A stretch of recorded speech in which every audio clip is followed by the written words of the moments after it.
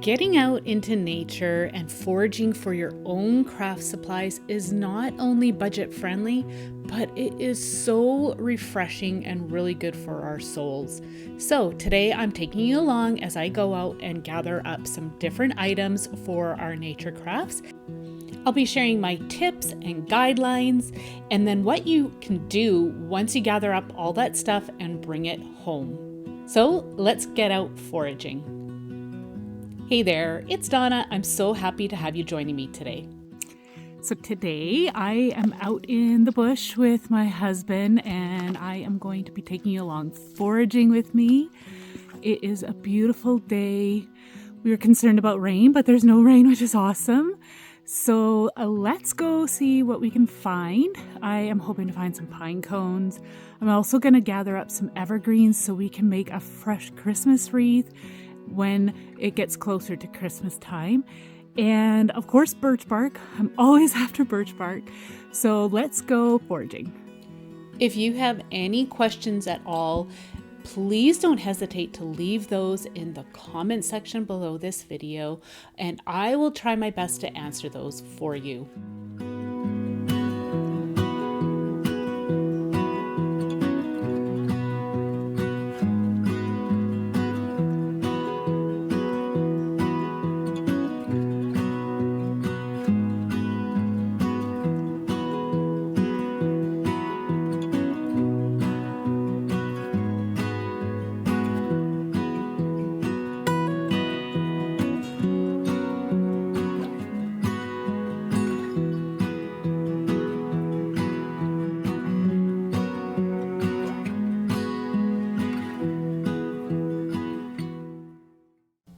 So I spotted these pine cones, but I ended up having some troubles with these in the end. I will be discussing that when it comes time to preparing them for crafting, so stay tuned.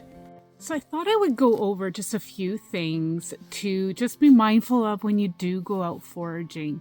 One of them is to check your area, check to see if there is anything that's an endangered. I had a viewer last time mention that, and I thought, yeah, definitely be aware of that. You don't want to be picking anything that you're not allowed to, as well as you don't want to go out foraging in areas that you're not allowed to, such as provincial parks and state parks. And wherever you live, just check those, check to see if you are allowed to pick. Where I go, I'm totally allowed to, and the things I pick are not endangered at all. So I'm not concerned about the things that I am showing you here today. Another thing too is that you want to be aware whether or not you're in bear country. I am, so whenever we go out, we always take bear spray with us, and we've never had a problem ever, but just do be mindful wherever you are located. And then you'll also want to make sure that you go prepared. So have your water, have food, and dress appropriately for the weather, as well as take some additional things. Like today, it's beautiful out, but there was a chance of rain in the forecast, so I did bring my rain jacket. Another really, really important thing is that you want to let somebody know where you are going. So we told our kids where we were going for the day, and they know exactly where that is. So if anything happens, if we're like arriving late home or don't arrive at all, they know exactly where to send somebody to go looking for us. A few basics I like to have is a tarp bag from IKEA, some reusable bags, some garden gloves, and some pruning shears. Another thing too, you do really want to know your plants. You don't want to accidentally pick something that is poisonous or something that could give you a bad rash, and something that's like prickly that could poke your hands. And you do want to practice safety. So I do have some cutting shears with me, and I am very careful when I'm walking about how I carry those. So I guess the biggest thing is that you want to definitely just go prepared and treat it like you are going out on a hike in nature, because that is essentially what I'm doing here. and you just want to take proper precautions. This greenery here is called boxwood. Florists actually use this in flower shops, at least the ones that I had worked at. It is a great greenery to use for some fresh arrangements, and it keeps really well. I'll show you how to do that a little later. So I've had some people ask me, what do I do if there's like bugs or anything, or if I'm ever concerned?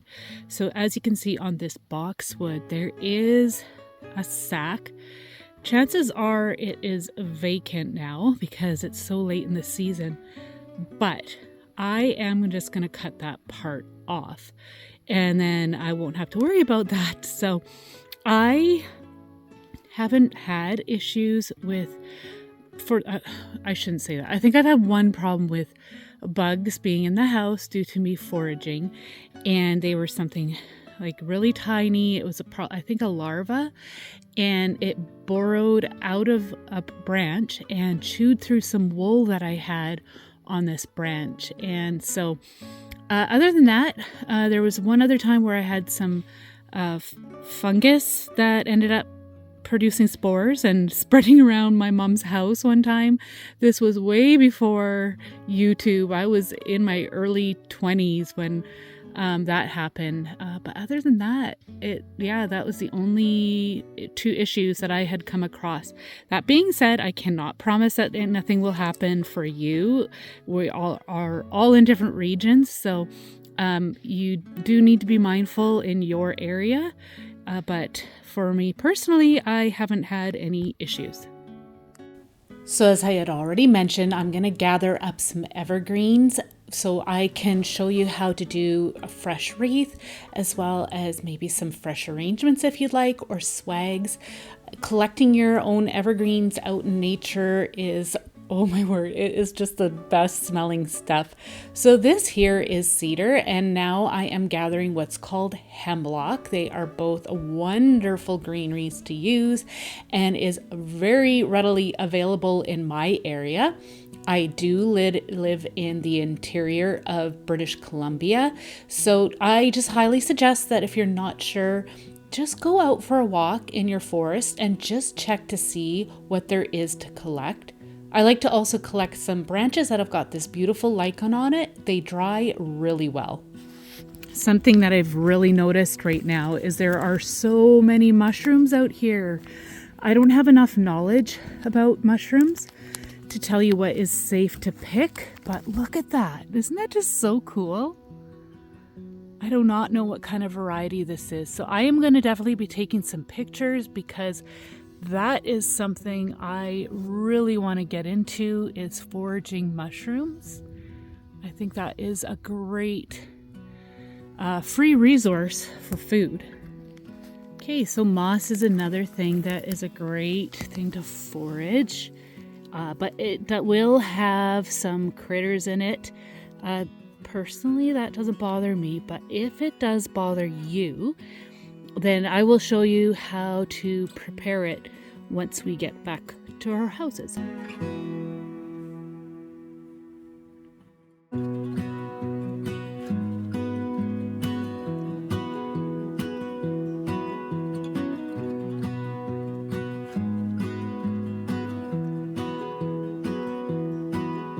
Pine cones are another great thing. Here's some nice looking ones, but they are so wet. So this is something else that I would definitely take back home, and these will have to be put in the oven to dry.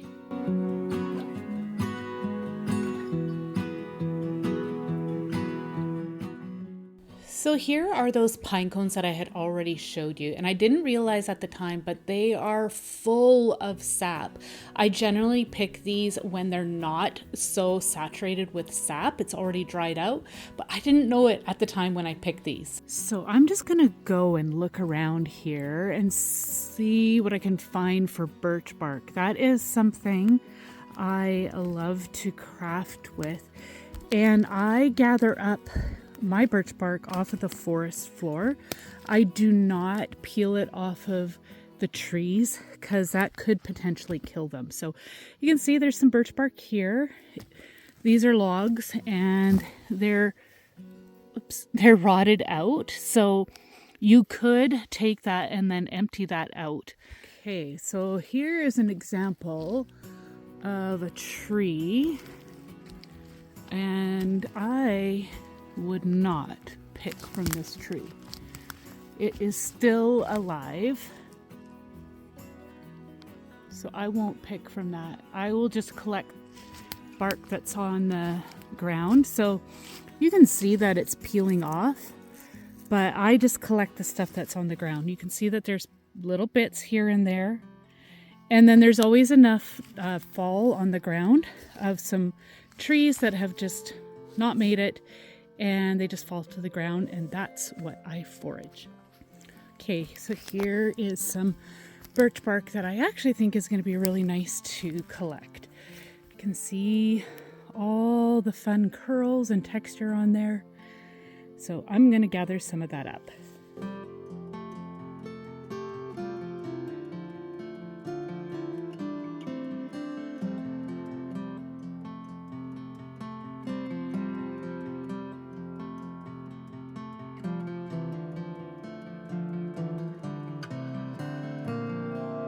Oh, this is a nice looking piece. It's a solid tube, so I am going to empty that because the log is still inside. But oh yeah, it's gonna come out really easy. Let's see how it's just coming right out with a little shaking. All right, I'm gonna need 2 hands to do this, I think. Yeah, it's coming out of the bottom too, so this is a beautiful piece.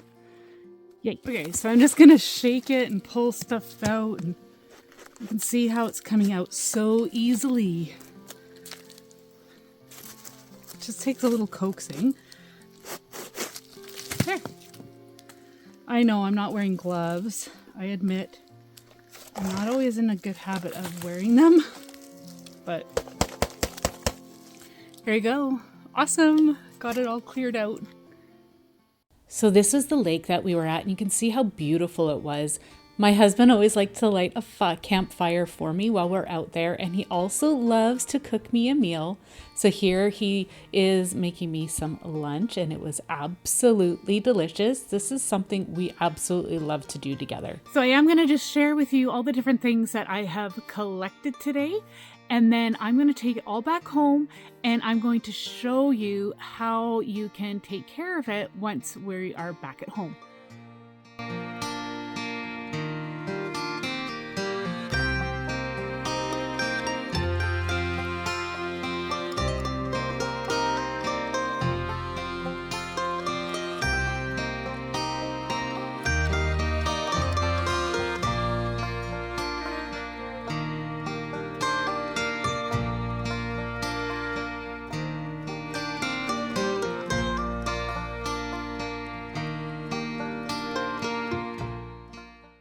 Okay, I am back home and I'm in my kitchen. I have a cookie sheet here and I'm going to line it with some foil.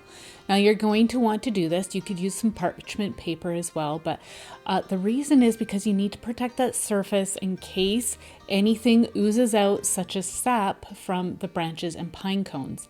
I'm laying out the branches that I got from the hemlock, as well as these branches that I found on the ground that had all this beautiful lichen on it. I'm just going to put it on the tin foil, and then I am going to be placing this into the oven on a low temp, which I'll be showing you here in a second.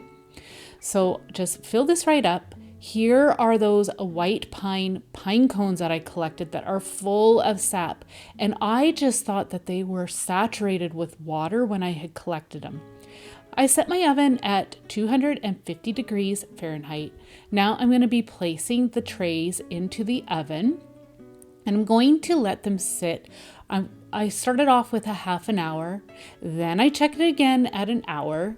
This here has just been in half an hour, and I could feel that they were still quite wet, so I just left them in a little longer. My pine cones at this point were starting to show that they were seeping out sap, but I'll show you that here in a moment. First, I'm going to take care of some of these branches after being in the oven for an hour. I'm going to remove any of the ones that are dry and delicate to the touch because I don't want them to become so dry and brittle that they snap when I go to use them. I'm going to leave the branches that are still wet. I found that the ones that had the pine cones on it were still quite damp, so I left those. And now I'm going to add the other pine cones that I had collected, and I'm going to scatter them and place them into the oven as well. So here are those white pine cones, and this is when I discovered how fully saturated they were with sap, and I'm like, oh my word, I actually have never had this happen to me before. So I typically lay my pine cones out in a box and set them outside for a few weeks. Well, actually, I shouldn't say a few weeks, 1 to 2 weeks, depending on how wet they are, but I leave them sitting out in the sun and they dry really, really well. But I wanted to show you here, if you put them in the oven, what can happen. You can see that the sap was actually starting to burn, which I did not want. So I took them out of the oven and I placed them in a box, and now they're outside. Here are the other pine cones. They are actually drying really nicely and they're starting to open, and that is actually what you want. You don't want them to be dripping in sap. So here's some pine cones that I had collected last year. These are ponderosa pine cones, and here are some white pine cones that I had collected last year and dried really well. These are my Douglas fir pine cones and my spruce pine cones. And this little guy is actually from what's called a mugo pine, which is a small pine shrub. Here are my little hemlock pine cones and cedar pine cones as well. My branches dried really well too, and I'm so happy with that. So now for my moss, I actually want to keep this nice and fresh, but it's quite dirty. So I'm just gonna remove any of the excess dirt. Now in a flower shop, this actually would come into the flower shop fresh, stored in a plastic bag and in a wax box. And it gets used in some planters or in some wreaths and in different applications. I have set this in a cardboard box and let it dry outside when it's been warmer outside. If you're concerned about bugs, you can try to place it in an oven on a low temperature. I have actually never tried that before. I've always wanted to either dry it out completely, just slowly outside, or use it fresh, such as I want to be able to use this moss.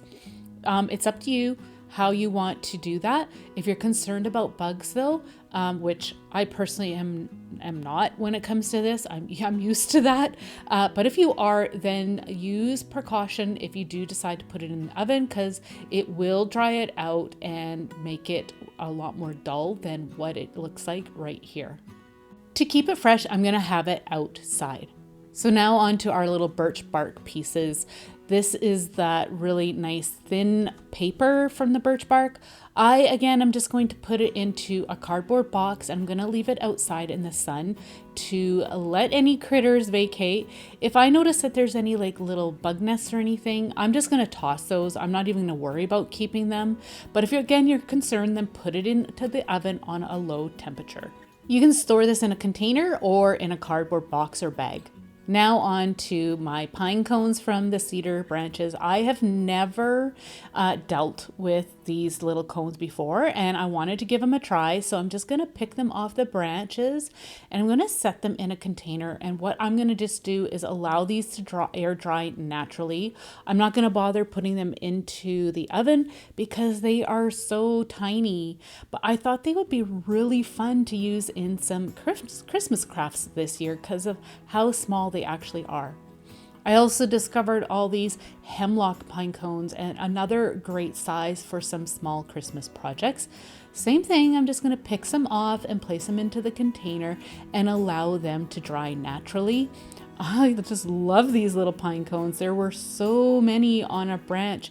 I actually have a few other branches that I will be picking, and but I'm going to just show you just this one branch for now, and then set them aside and allow them to dry. So I did happen to pick some large pieces of some birch bark. You can see that this is a thicker piece and there was still quite a bit of debris on the back side. Now I typically allow this to dry before picking it off, but I actually am going to try something else, try something out that I've never tried before, and I want to show you. So I tried to pick off as much of the debris as possible. I even took a butter knife and tried to chisel it off, but most of it was not budging. So if you want to get it off, then you can let it dry first before continuing on. You can see how nice this chunk is, but for my project, I actually need it flat. So what I decided to do was cut this in half. I'm just using my junky oh my word, I can't say kitchen shears. Anyways, I cut that in half, and I've got two boards. I've got this nice flat board here. I'm going to place my pieces on top of that, then weigh it down with the heavier piece of plywood that I have here. I'm going to put that on top and weigh it down with some books, and then I'm going to allow that to dry for at least 2 weeks, and I hope it flattens it out really nicely. Stay tuned for the project that I'm going to be using that bark in. Okay, now on to the evergreens. Again, this is boxwood. Florists use it all the time, and generally how we keep it is in a plastic bag within a waxed cardboard box, and it is sprayed down with some water. So I've got my water bottle here.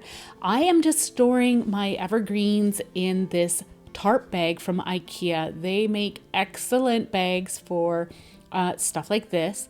I'm also putting my hemlock in there and my cedar, and I'm going to just spray it down with some water as I go along. This will actually store for quite a while like this, and if you want, you can pick it closer to Christmas. Again, you'll want to store it outside to keep it fresh. And then lay a piece of plastic on it, tie it up, and then put it outside. I also put my moss in this bag as well. And I also keep my red willow outside. It keeps nice and fresh, and it will actually dry nice and red as well. So now you're probably wondering what to do with all of this stuff. I've got a playlist for you right here that's packed full with nature-inspired inspiration.